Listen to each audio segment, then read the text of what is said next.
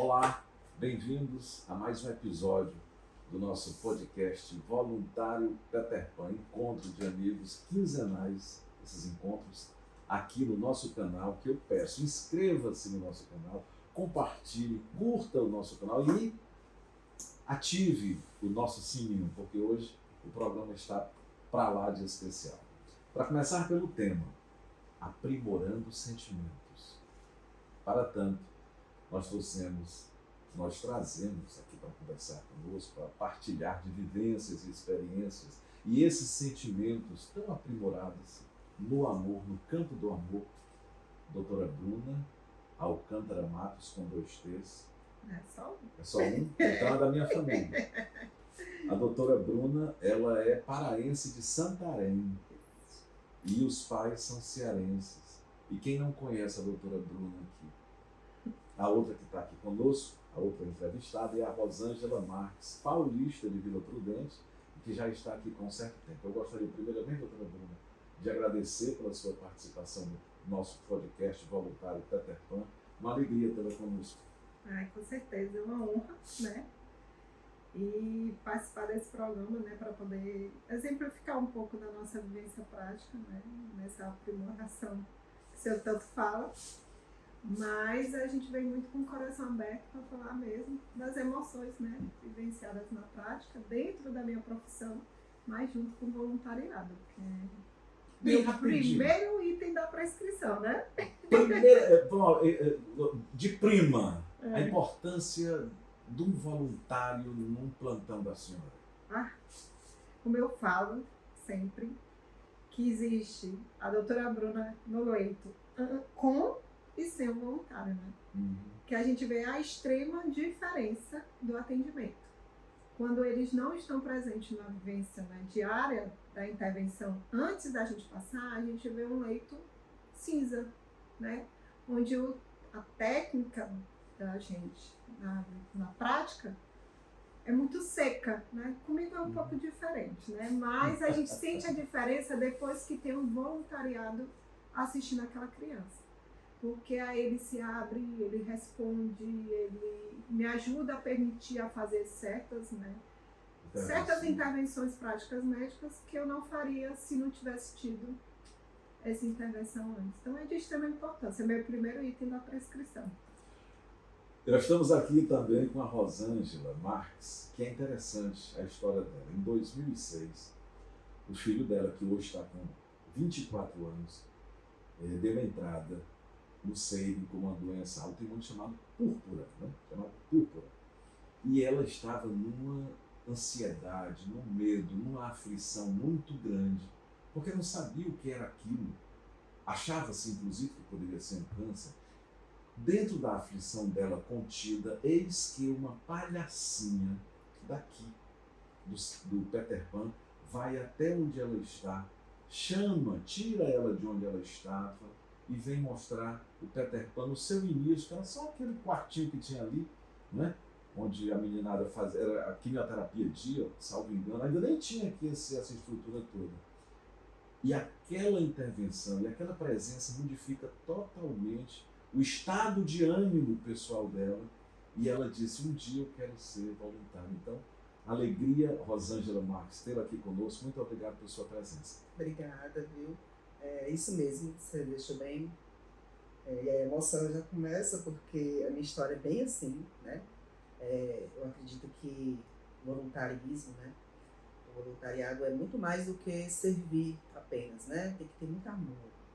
E tem esse amor que eu recebi, que me deu essa vontade de um dia me tornar voluntária, e hoje eu estou aqui, né? Retribuindo um pouquinho do que eu recebi naquela época, porque não dá para retribuir 100% nunca, porque é um momento único que a gente vive, uma recepção de um carinho, de um acolhimento. Alguém que você nem conhecia? Né? Não conhecia, era alguém totalmente, né? Era um estranho entrando na minha vida, né? E você se deixou levar por esse estranho, tanto carinho que havia em torno do seu chamado, do chamado dele. Isso. E eu estava em um momento muito desesperado, né? Eu era uma mãe muito jovem, né? Eu tinha 20 e poucos anos na época, e o possível diagnóstico me assustou muito, né? Eu não tinha nenhum amparo nesse sentido de esclarecimento até o momento, na época. Então essa palhaça que chegou para mim, me tirou daquele momento, me fez olhar uma outra ótica. Ela me tirou dentro do furacão do problema e disse assim, calma, sabe, amplia a tua visão e olha que existe um mundo além disso, só para eu respirar. E depois que eu tive esse suspiro, aí eu voltei a mim, e quando eu retornei, meu filho já estava voltando da anestesia, né? E graças a Deus deu tudo certo. Mas foi assim, eu me emociono porque foi muito importante para mim e estar aqui hoje também, uma honra para mim ter sido convidada.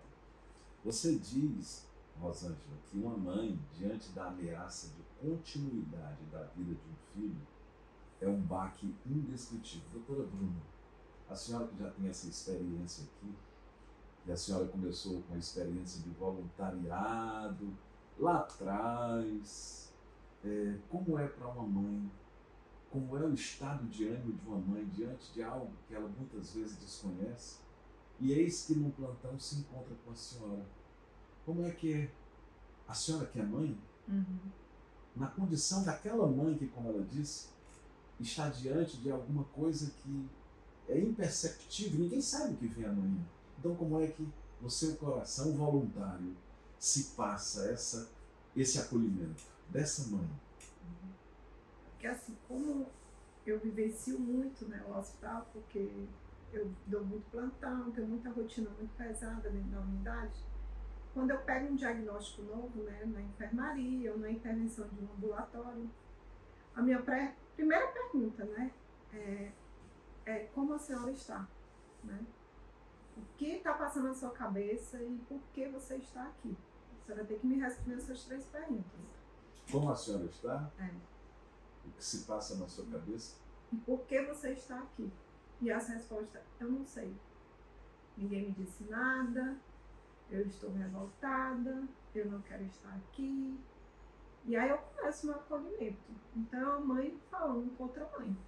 Não é o médico que está ali, é alma para alma, né? Ser humano para ser humano. É por isso que a gente ia aprimorando os sentimentos hoje no nosso encontro. Continue. E aí nessa fala se abre o leque de informações técnicas. Os corações se abrem. Então eu sei que ela vai me escutar com toda a atenção necessária para o não e para o sim. Porque existe comunicação minha que é muito dolorosa. Seu filho está com câncer. Não é fácil? Não é fácil. E eu tenho que dizer. Eu não posso dizer que é uma doença que está se investigando. Não, eu tenho que dar. Até porque ela está do lado de uma criança que está em tratamento. Eu não posso negar ou omitir ou adiar uma informação que ela está do lado de outra criança em tratamento. Se ela veio para cá, a grande chance de ser um câncer é 90%. Então eu preciso preparar essa mãe para o dia seguinte. Porque não vai ser eu, talvez, a comunicar mesmo de fato o que vai acontecer. Se for eu, melhor. O vínculo se criou ali. E eu preciso de vínculos. E como é que eu sei dessa receptividade do primeiro encontro para frente? É que depois nos corredores ela fala, doutora Bruna, a senhora lembra a primeira vez que a senhora me acolheu neste hospital? Às vezes nem lembra, né? Não lembro. Da emergência, porque eu faço emergência também, até aqui, muitas mães criam vínculos. Muitos são vínculos que eu não sei explicar, até né, espiritualmente, porque é como se fosse assim. Eu pedi tanto em oração a resposta a Deus, porque eu estou aqui, que veio a senhora com a fala construída.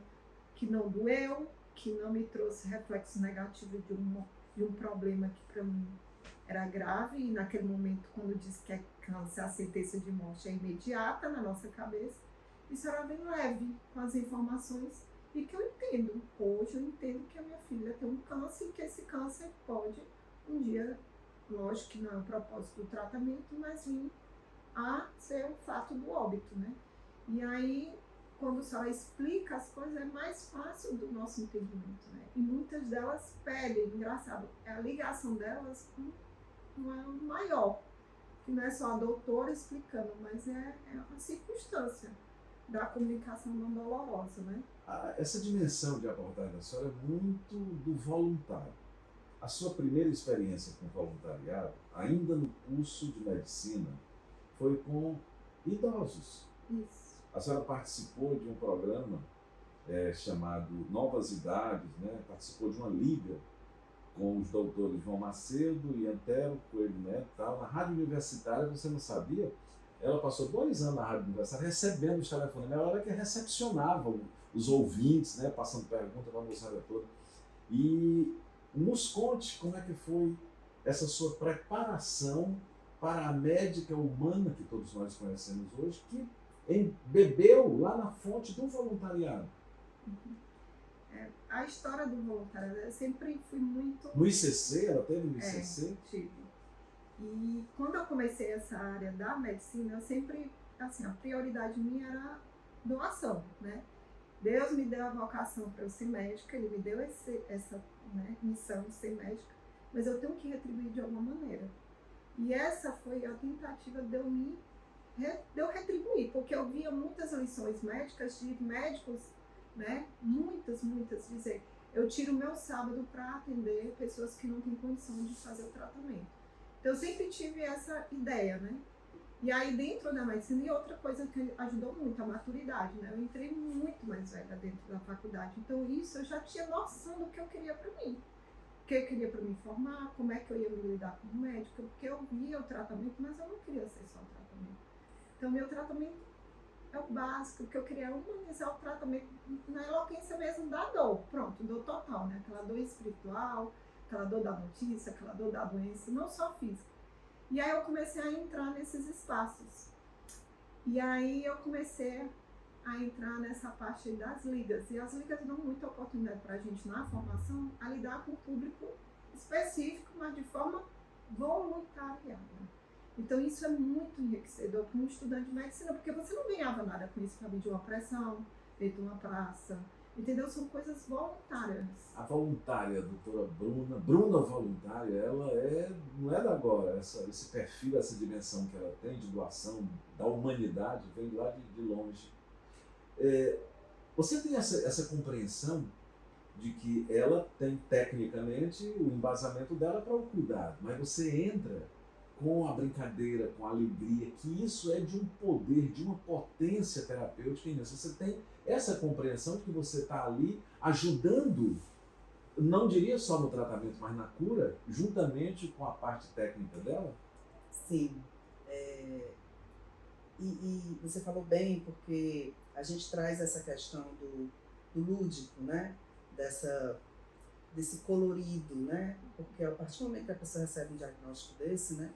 Ele não deixa de ter baque, como eu falei, e fica meio que tudo cinza, né? Dentro da gente, né? No olhar da gente. E quando a gente atua chegando, trazendo essa cor, essa brincadeira, eu digo até mais um pouquinho do que somente essa questão da alegria, mas a gente faz uma ponte. Eu vejo muito o palhaçoterapeuta como uma ponte, sabe? É uma ponte do mundo onde ele está e do mundo que ele pode estar. E a gente faz essa conexão. Porque muitas vezes, dentro das intervenções na qual eu tive a honra de participar, né, nem sempre eu consegui um sorriso. Às vezes... E aí, quando não consegue? A reação do lado de lá com um sorriso, o que é que você faz? Frustra? Não frustra. Primeiro porque a gente escuta o sim, independente da fala, né? A permissão de a gente estar ali. E quando não acontece sorriso, a gente fica ali do lado daquela pessoa. E muitas vezes a mãe só quer chorar. E o palhaço tem esse papel de ficar ali e dar o ombro para chorar. Então o palhaço não é só sinônimo de riso. Apesar de que, né, a alegria vamos dizer, o cartão postal do palhaço. Então qual é o outro papel também dele? Se ele não faz rir... É acolher também. E a mãe e a criança entendem, o palhaço que veio para me fazer rir, agora me faz refletir e ele é balsâmico. A presença dele me é salutar. Eles entendem esse entendimento, que o palhaço também é isso? Inclusive, nós somos ponte não só desse mundo lúdico, como ponte também em todas as outras vertentes. Eu já tive feedback de pais dizendo que não conseguia dialogar com o filho. E quando nós chegamos no quarto, ele conseguiu usar a figura do palhaço. E o palhaço que chegou, como foi, filha? E foi o motivo pelo qual ele conseguiu dialogar pela primeira vez com a filha. Então, assim, a gente é ponte de um diálogo, a gente é a ponte de uma conexão, a gente é ponte até de uma espiritualidade, né? Nós já tivemos também feedback de pais que agradecendo a Deus por nós estarmos ali e ter trazido alegria para o filho. Então, assim, a gente chega até a ser instrumento de fé para alguns que já perdem nessa caminhada, que é difícil, né? Então, assim, o palhaço é muito mais do que essa alegria, muito mais do que esse sorriso, né? É esse ser que chega para tirar, como feito aconteceu comigo, minha visão que estava parada na doença, no diagnóstico, para ver possibilidades, né? Possibilidades de cura, possibilidade desse caminhar, independente da cura. Então, a figura do palhaço tem esse papel também, né? Além de muito mais. Né? Doutora Bruna, ainda dentro da faculdade de medicina, teve uma segunda experiência, que foi quando ela participou do Rede Rosa, de mulheres envolvidas com ações sociais dentro do Instituto do Câncer do Ceará, o ICC. Foi quando, diz ela, me apaixonei pela oncologia. Antes de ir para as aulas da faculdade, ia conversar com os pacientes. Olha, ela ia conversar antes de ir para a faculdade, que é pertinho, o ICC, lá da Faculdade de Medicina, ela ia conversar com os pacientes, saber como era a vivência dele dentro do hospital. Aí ele se apaixona, tal. Terminada a faculdade, vai para o PSF, assalariado, trabalhando com todos os públicos, enfim. Quando foi o estalar de dizer, é oncologia pediátrica o que eu quero? Foi na vivência prática, né? Quando eu fui para o posto, eu queria ver qual público que caberia na minha... Né? E quando foi que deu aquele toque? Agora, é esse aqui, agora. Pronto, mamãe, depois eu vou contar a história da sua mãe. Mamãe, encontrei, é oncologia pediátrica. Quando foi que deu isso? Primeiro foi a pediatria, né? Porque as crianças são muito sinceras, né? Ou a gente faz rir ou a gente faz chorar. Olha aí, ou a gente assusta ou a gente alegra. Então ela é muito sincera na intervenção prática. Então, não, é esse público que eu quero. Ele nem aumenta e nem diminui. Então, é o ápice do atendimento. Quando eu fui para fazer a residência, que foi em São Paulo, fui para lá, passei 2 anos, mas meu primeiro paciente de vínculo emocional foi um paciente oncológico. Pronto. Parecia que estava escrito tudo, foi divisor de águas. E aí foi um vínculo tão grande, era pai e filho, e eu não sabia o que era o câncer infantil, eu nunca tinha visto, porque é muito raro o câncer infantil. Eu via pneumonia, bronquiolite, as outras doenças permissíveis para as idades, mas... E o câncer é uma raridade. Aí quando eu vi, meu Deus, o câncer, e eu pensando que era uma apendicite, uma coisa que era uma massa ali na barriga. Meu Deus, e agora? Não sei o quê. Então era um mundo totalmente diferente. E aí para comunicar aquele pai que era um câncer. Meu Deus, um câncer numa criança, que é assustador. E aí tive a intervenção. Isso tem quantos anos que veio esse pensamento, que pululou esse pensamento na sua cabeça? Foi em 2014, por aí. Então, 10 anos atrás. 10 anos atrás. Então aí foi nesse sentido que eu, pronto, é a área que eu quero. Porque aí mexe muito na dor total, né? A senhora fala em vínculo emocional, é isso? Isso. Que a dor total é mais uma pessoa que tem exatamente essa empatia. A nossa formação de vida dentro da área do voluntariado não é à toa, não. Não é à toa, entendeu? Quando você se doa, você está sendo empático em todas as suas ações, na sua formação. Seja ela ética, seja ela profissional, seja ela de dentro do hospital, fora do hospital, em família, lá fora, onde quer que seja, aqui na Europa. Todos. E aí é determinante nas suas escolhas, né? Nas suas ações, na sua formação pessoal, no seu trabalho de dor interna. Porque, com certeza, a pessoa que se dedica ao voluntariado, ela tem menos tristeza, não é possível. Onde é que os cuidados paliativos entram aí nesse pormenor? Eita, quando eu entrei na UCO, né? E aí foram as pessoas que perceberam que eu tinha essa missão. Esse viés, essa missão, esse traquejo. Isso. E os pais, né? Eu quero ser cuidado por ela. Porque existia exatamente a humanização no acolhimento. No acolhimento. E aí não fui eu que decidi. Foi as pessoas que escolheram eu como um fruto de cuidado. Faz a diferença para o profissional na seguinte perspectiva. Eu conheço tão bem quanto ele, mas a minha doação faz a diferença naquele tratamento? Observação cientificamente comprovada pela doutora Bruna? Faz. Muito. Muita diferença. E aí, a senhora, quando conta com o recurso do voluntariado, expande muito mais essa... Quer dizer, eu sei tecnicamente, eu tenho competência, eu trato humanamente e ainda conto com o braço do voluntário. Então, são 3 aspectos que entram na composição dessa terapêutica. Exatamente. Faz a diferença estar aqui? Faz. O tratamento, isso que nós temos aqui é diferente do que tem lá fora? Sim, porque eu trabalho em outras unidades hospitalares que eu vejo a imensa necessidade do voluntariado. A gente não trabalha em unidade hospitalar sem voluntariado. É humanamente impossível. É triste um hospital que não tem voluntariado. O voluntariado é uma dedicação de amor, respeito, entendeu? É diferente. É muito diferente.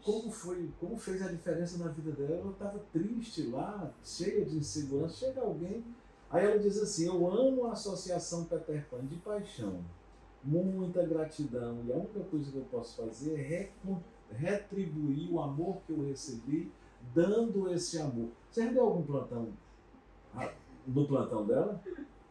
O que é que dizem dela? Me fala, só para nós aqui. Só para nós.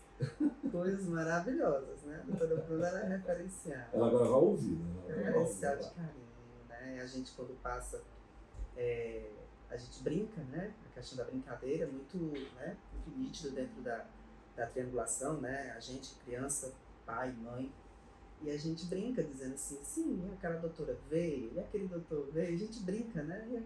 Com as características, e tem todo um traquejo. E aí eles sempre falam, né, da doutora Bruna, assim, né?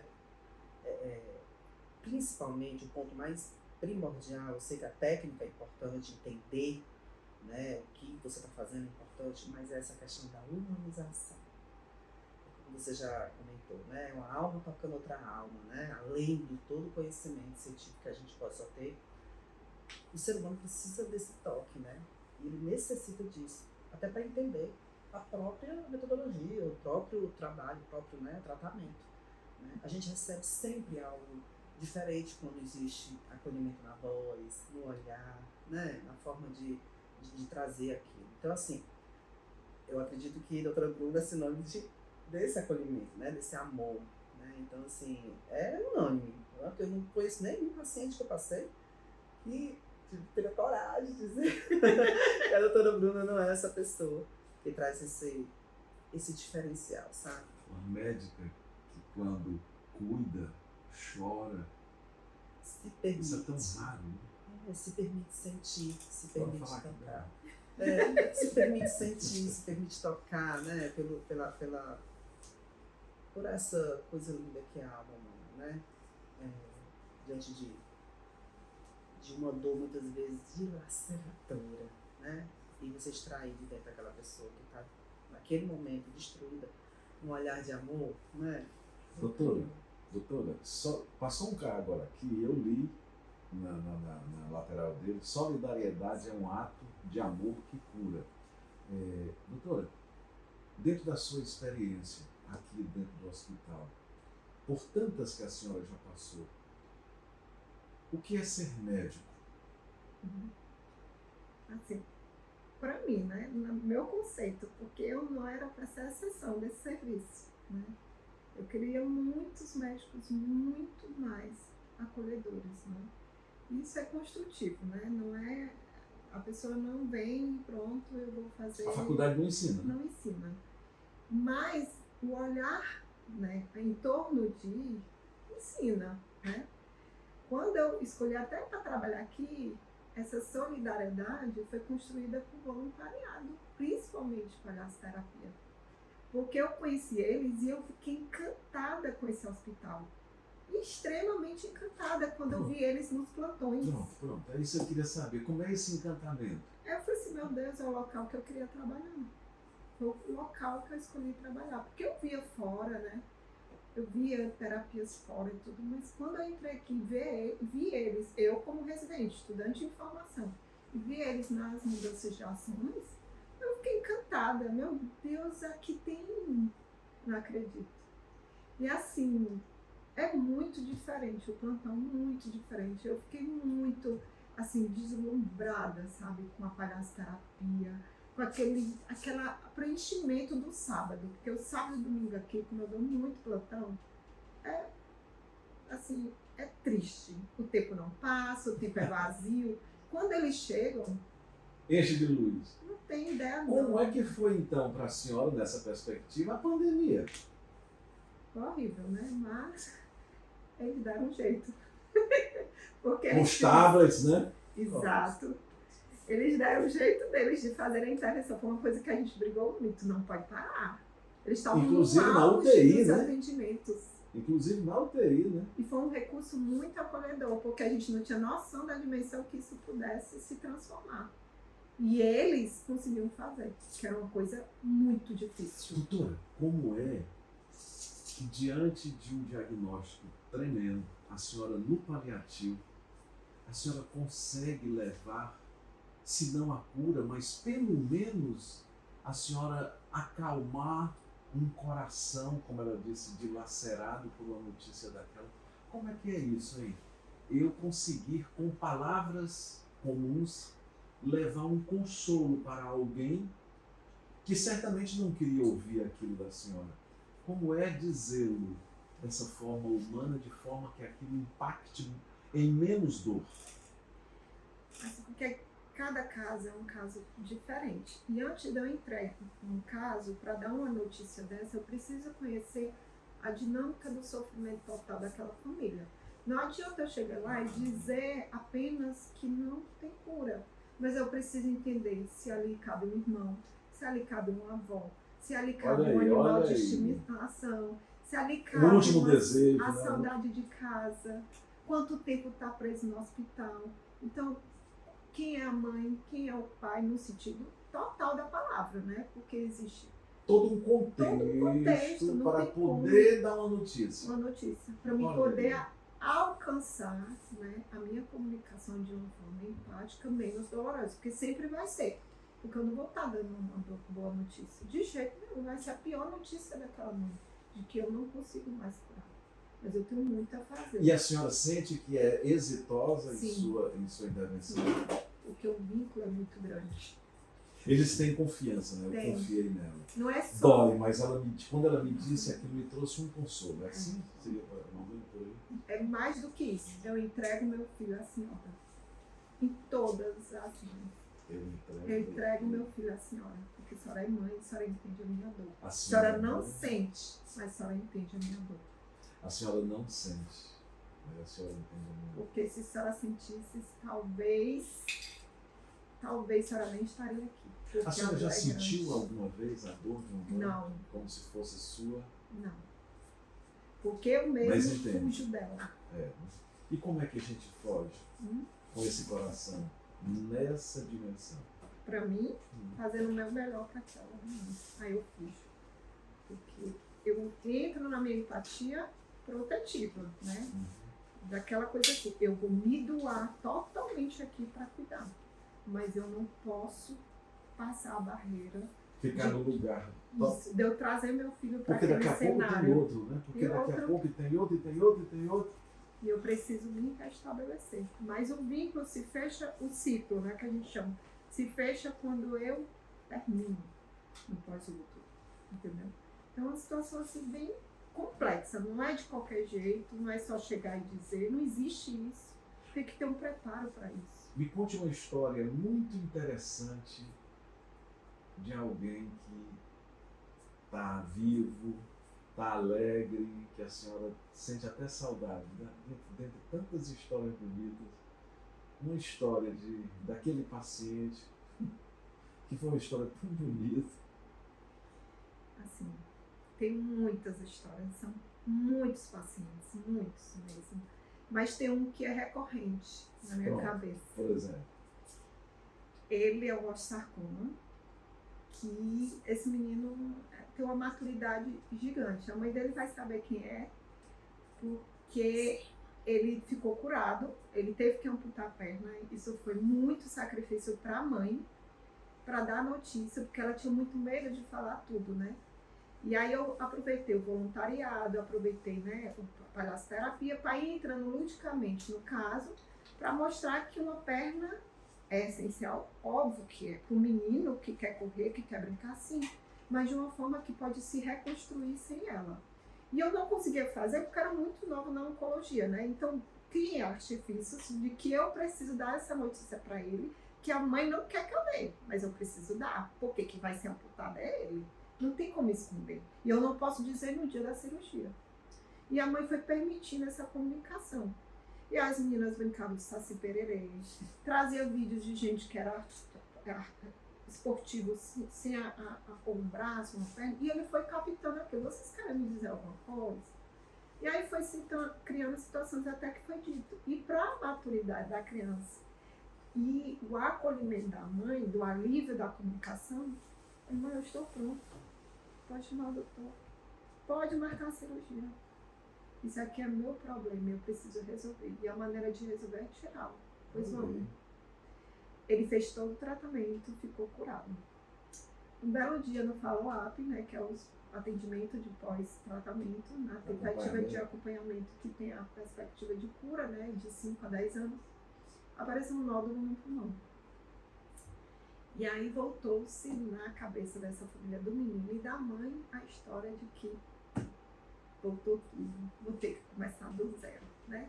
E aí nisso, pego essa mãe, eu não estava atendendo, pego essa mãe no plantão noturno, de costa, rezando de joelho no chão. E ele de lado, de costa para ela e ela no chão rezando e chorando, as lágrimas caindo. E eu passei incomodada com aquela cena, mas eu não queria atrapalhar aquele momento de oração. E aí, quando eu vi que ela, como se fosse, descansou e botou a cabeça, né, nas mãos, assim, aí eu só peguei no ombro dela. Ela, Deus, obrigada pela resposta. Foi muito bonito. Aí a gente se abraçou, ficou muito tempo abraçado. E aí eu disse assim, eu não sei qual motivo de eu estar contigo hoje, mas a tua prece foi escutada. Não existe volta, existe recomeço. Então, acredite na sua fé. Todos os seus pedidos vão acontecer. E aí ela seguiu. E um belo dia, assim, foi o meu aniversário e tudo, ela me deu um presente, uma carta gigante. E eu não fiz a correlação do que ia acontecer depois. Tipo assim, será que ele voltou a tratar? Será que ele... Como é que tá? E ele simplesmente não precisou tratar. Ele só retirou o nódulo que veio com doença. E hoje ele continua no follow-up de cura. Então ele não voltou a tratar, que era o maior medo deles dois. E hoje ele tem uma vida extremamente saudável. E coincidentemente, eu encontrei com ela essa semana. E aí ela me deu um abraço, dizendo, doutora Bruna, toda vez que eu olho para você, toda vez que eu leio uma Bíblia, toda vez que... É uma coisa assim, não tem explicação, não tem, sabe? E foi muito perfeito. Então é uma coisa que me marcou muito isso aqui dentro, sabe? É um paciente que está vivendo a sua vida na sua maior, assim, plenitude, estudando. Ele quer ser médico, então ele tem todo um sonho construído que vai acontecer, né? E uma mãe que está reconstruída. Ela sabe da dor dela, né? Os medos que essa doença carrega pro resto da vida, mas ela consegue ter muita felicidade ao lado dele, né? Olha aí. Interessante. Me conta aí uma experiência com menino, menina daqui, que te marcou também. Tantas histórias também, são muitas, mas eu me lembro de uma na pandemia, muito interessante, quando a gente entrava no tablet, olha aí, foram muitas, né? E no quarto sempre tem 2 pacientes, né? Mas o tablet ficava para um, né? Aquele que tinha dito que queria. Quando eu entrei, né, no virtual, né, ao vivo ali, eu comecei a conversar com a criança e eu escutava o choro do outro muito alto. Eu sabia que ele tinha passado recentemente por um procedimento, que a gente faz uma prévia antes de entrar, né, de alguns pacientes. E ele estava com muita dor, a outra criança. E isso eu fui saber depois, claro, né? Na hora que a gente está ali. E eu comecei a intervir, fazer a intervenção com aquele que estava lá. E eu escutei, dentro de 5 minutos que eu estava ali, o choro parou. E eu prestei atenção que tinha parado. E fiquei com aquela sensação de que, de alguma forma, eu estava contribuindo, tanto fazendo intervenção com aquele, mas que aquele estava escutando a voz do tablet, né? A gente fala, mesmo com todo aquele aparato, né? A gente conseguia falar. E eu sei que o quarto ouvia.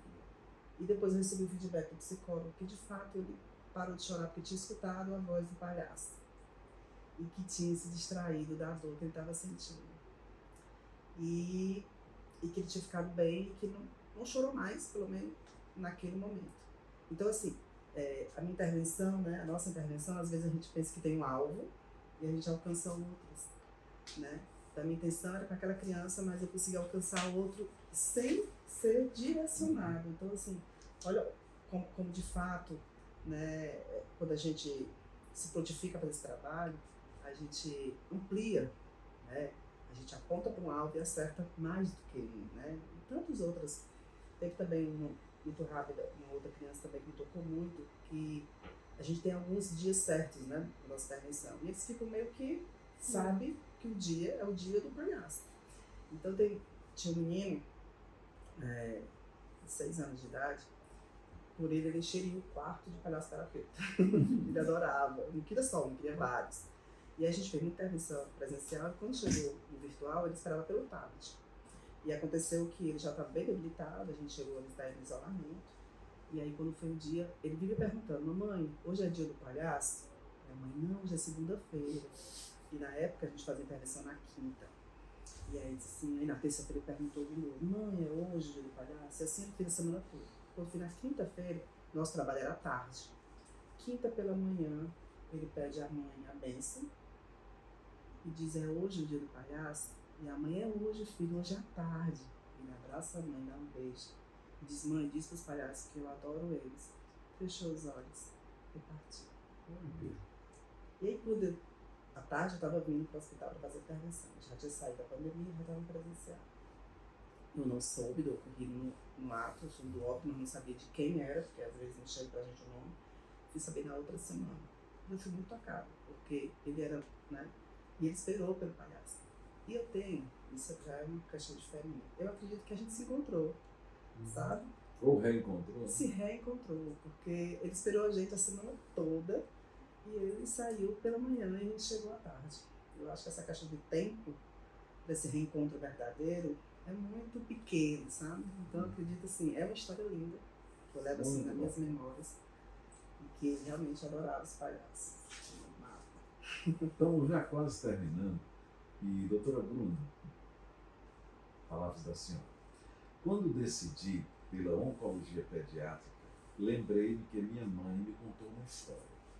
Grávida de mim, estava parada na rua e reclamando da barriga grande, do cansaço, de tudo, quando apareceu um anjo e falou assim para a mãe dela, minha filha, não reclame, porque vai que ela será a médica que descobrirá a cura do câncer. A mãe dela estava grávida dela, né? Ela estava na barriga da mãe, a mãe ali meio aperreada na rua e tudo, aí o anjo diz, ei, ó, vai que ela é a médica que vem e vai descobrir a cura do câncer. Aí ela botou, e foi, né? Só que a cura espiritual. Como diferenciar a cura física para a cura espiritual? A senhora faz a cura espiritual ainda quando ainda a medicina não encontrou a cura do câncer mesmo físico, né? Então como é que a gente, enquanto não vem a ciência, com toda a robustez dela, para banir da humanidade o câncer, como é que a gente cura a alma? Como eu faço, né? Não é fazer, né? Como eu vivencio na prática essa cura, né? Porque como a minha função nesse hospital, né? A minha intervenção nesse hospital é cuidar de quem não tem cura, que é até contraditório do que essa moça prometeu à mamãe, que eu ia descobrir a cura do câncer.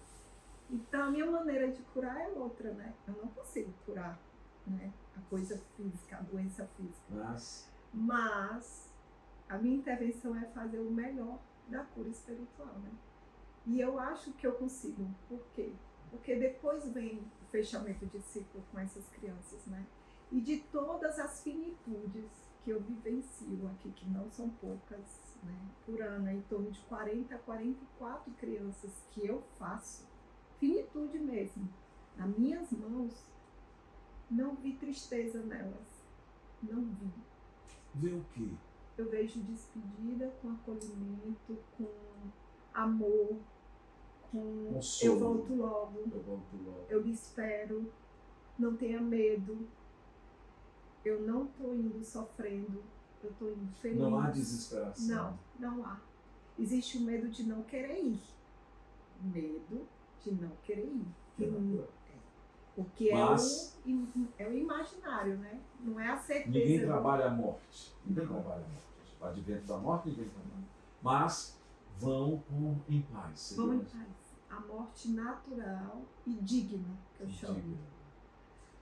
Isso é a felicidade, é a sua felicidade. Né? Não é a felicidade, é de dever cumprido e direito dado.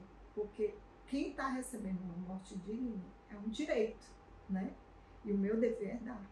A senhora sabia que quando eu falo felicidade, isso é felicidade? Porque o dever cumprido é o dever do alto que nos é pedido. Então é como se o Criador dissesse, bacana. E não há felicidade maior do que promover a felicidade do outro. A nossa é construída na felicidade do outro. E não há felicidade maior para uma mãe do que esse acolhimento, esse consolo. Puxa vida, meu filho foi, dói. Mas eu estou em paz. É isso? É. E a gente recebe nessas devolutivas, né? Doutora, eu não estou chorando. É normal? Doutora, não está doendo. É normal? Não está doendo. E o homem sábio diz que é a dor maior do mundo que uma mãe sente. É verdade que a saudade dói dos dois lados? Não. Dói porque eu vejo doer, né? Eu não sinto, porque né, essa saudade da perda de um filho, eu acho que é a pior de todas. Porque assim, como eu falo para elas, você perdeu um pai, uma mãe, um marido, um ente querido próximo, um irmão, é muito diferente perder um filho. É muito diferente. E outra, só quem é mãe e pai sabe a profundidade desse amor. Quem não foi ainda, não tem a dimensão do que é o amor perfeito mesmo. Porque não existe não. Eu ainda não descobri o outro amor que dizem que é ainda maior e melhor. Qual é? Do avô e da avó. Ah, eu conheço. Aí é comigo, viu? Porque eu sei pelos meus pais que descrevem. Meu filho, você não tem ideia do que é amar um neto. Um amigo meu, não vou citar ele aqui, ele diz assim, Tarcísio, que as minhas filhas me perdoem, mas ser avô é melhor do que ser pai. Vamos terminar agora o nosso encontro, belíssimo encontro, extremamente sensível e emocionante, inspirador. Assim, a senhora está no plantão e hoje é quinta-feira, dia da palhacinha, como a Rosângela fala, é dia dela chegar. Ela deveria chegar às 14 horas, já falta 15 minutos para as 3 e ela não chegou. Ela fez falta por 45 minutos. Aí ela chega, o que a senhora diria para ela quando ela chegar? Que apareceu saindo lá do elevador. Oh, é luz para minha vida. Agradeça a ela a participação dela. Oxe, agradeço demais todo dia, toda hora. Quando elas entram, abre aquela porta da esperança. No meu plantão de sábado, pronto. Vai ser mágico, todas as minhas intervenções. Elas sabem disso. Porque é muito, muito reconstrutor. A passagem delas, tanto é que eu só passo depois que elas passam. Primeiro elas. Eu espero elas fazerem todas as intervenções. Aí quando o ambiente está bem tranquilo, porque preparado. Rapidinho eu faço tudo. Porque é muito fácil, né? Já não tem dor, já não pede tanto remédio. Se eu passar antes sem remédio para dor, para enjoo, olha aí, para é importante. depois que eles passam, não, doutora, até que ontem foi melhor, já muda, a intervenção muda demais, é muito diferente. Elas sabem disso, sabem que é uma coisa assim, uma certeza do meu plantão é esse voltar. Se eu pudesse, eu voltava todo dia. Rosângela, você chegou faltando 15 minutos para as 3 e ela disse isso para você. E o que é que quando você a encontrou, o que é que você disse para ela? Eu disse assim, obrigada, né? Obrigada por me achar. Dê um abraço nela. Muito obrigada por tudo, por essa confiança. Pode começar o plantão agora, né? Vamos já. Acertar as escalas para coincidir. Doutora, muitíssimo obrigado por sua Obrigada. participação no nosso podcast Voluntário Peter Pan. Tem uma última palavra a dizer para os voluntários, para quem está nos assistindo? Que compareçam, né, nos plantões. Na verdade, eu acho que o voluntariado é uma doação sem preço, né? E acho que se cada um pudesse se dedicar, né, a esse momento, a essa doação, acho que o mundo seria tão diferente, tantas dores seriam tão recanalizadas para outro tipo de ação que não tem descrição. Então, assim, o voluntariado para mim é uma coisa, é um coração de uma unidade, seja ela dolorosa, seja ela não, em qualquer circunstância, em qualquer ambiente, né? De uma casa, né, até um hospital, que é o momento maior de dor, né? E cabe em qualquer circunstância, qualquer trabalho, cabe um voluntariado. Muito obrigado, doutora Bruna. Rosângela. Eu queria deixar assim, para todos os voluntariados, né? Que uma vez foi dito de um pai que estava no velório do próprio filho, que o nosso trabalho de voluntário era um trabalho que ele tinha certeza que era um trabalho de uma mesa do lado da mesa de Deus. E eu não esqueço isso, porque assim, você trabalhar numa mesa do lado da mesa de Deus é muita importância, né? É muito valor, né? E assim, é muito reconhecimento por cada pai, por cada criança, por cada acompanhante que atravessa a nossa vida. E é isso, tem mais, né, dedicação e mais compromisso com esse trabalho, né? E o voluntariado é compromisso, além de tudo. Então, é isso. Esse foi o 7º episódio do nosso podcast Voluntário Peter Pan, que trouxe hoje por tema Aprimorando Sentimentos, com a doutora Bruna Matos, a quem eu agradeço de coração, a nossa querida Rosângela Marques, a quem eu também agradeço. E se inscreva, compartilhe, curta o nosso canal e ative o nosso sininho. E até a nossa próxima oportunidade, até o nosso próximo programa. Valeu!